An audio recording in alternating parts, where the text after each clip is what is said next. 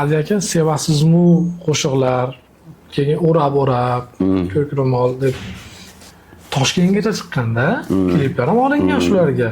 Shularda tarix haqida keyin orada men aqlimni tanib boshqa bo'ldi.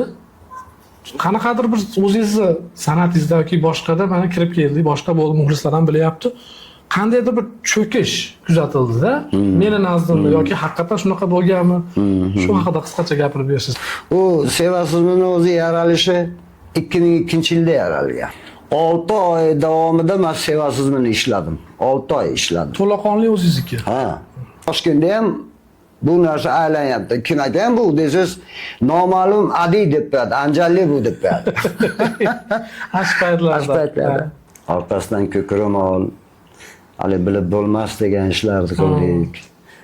El ichida devonaga aylandim degan boylan. Shunaqa qilib, o'sha 2002-yildan 2010-11-yilgacha bu programmamiz davom etdi.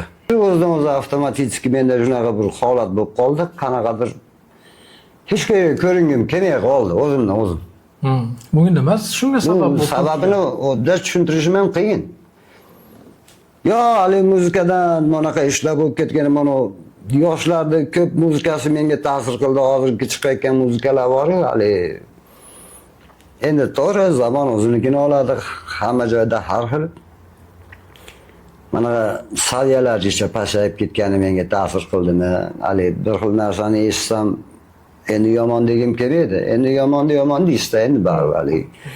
San'atkorda va bilinadi-da qilinadigan. Biz endi uni oddiy odam tushunmasligi mumkin, lekin uni ichida bo'layotgan ishni bizga har qalay farqi bor-da oddiy odam bilan bizga. Oddiy odam eshitishni biladi, xolos.